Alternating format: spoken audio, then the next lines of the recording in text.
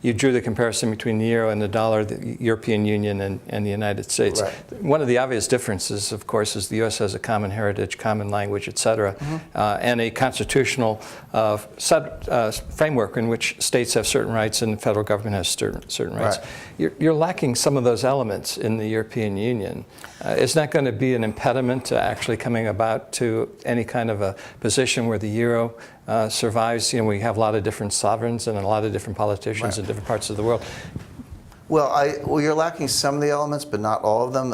It is true that Europe is more diverse culturally than the United States, but although that's probably changing. I mean, look at the Hispanic influence in the United States and other immigrant groups from time to time. So the U.S. has got its own kind of diversity, but you're right, it doesn't have the same political diversity of Europe. But that's precisely the point. It was the political and cultural diversity of Europe that gave rise to war after war after war, century after century, that they want to overcome.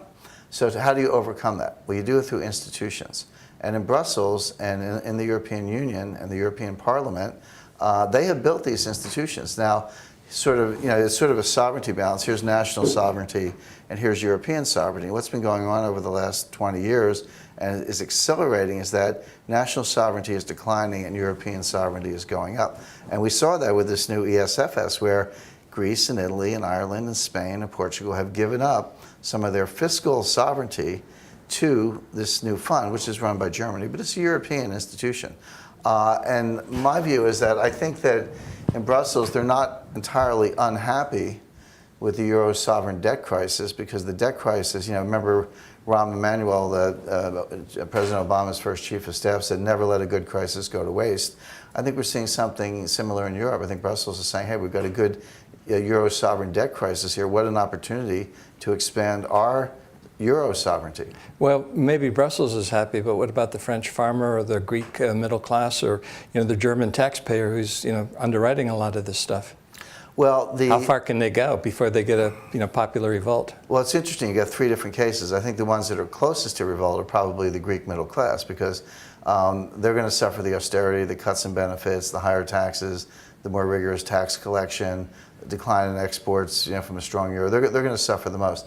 The French farmer is very heavily subsidized under the common agricultural program. So even with Europe, even with expanded European sovereignty, I don't see anybody messing with the farmers. And the French farmer is the classic case, but you got Spanish farmers and Netherlands farmers and German farmers, et cetera. So that's sort of, we say in the United States, Social Security and Medicare are the untouchable third rails of politics. Well, in Europe, agricultural policy is the untouchable third rail. Now you go to Germany, they're actually doing fine. I mean, as I say, they're an export powerhouse, even in a strong currency environment. So the problem with the currency wars, of course, is that not everyone can devaluate at the same time.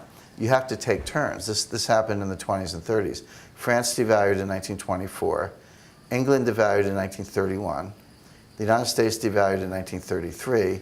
And then it was France's turn again in 1936. So you had these sequential, what are called beggar thy neighbor devaluations. Now the same thing is going on today. The US is trying to devalue. So who's losing the currency wars? Well, the euro's been fairly strong, to a lot of people's surprise. Brazilian real, we all know what's going on there. That's gone sky high relative to the dollar. Well, the Brazilians aren't going to stand for it. Oh, the Swiss franc is the other one. Well, at some point, the Brazilians and the Swiss are going to cry foul and do something. They're going to put on capital controls, or say you can no longer have 30-day deposits. They have to be negative interest rates, like the Swiss did back in the 70s. Negative interest rates, or maybe just extend the maturity. Say, hey, you want to make a Swiss franc bet? Fine. There's no more 30-day bets. It's got to be a 1-year bet or a 2-year bet. But some kind of close the capital account in some way. If they don't do that, what's going to happen to the Swiss economy?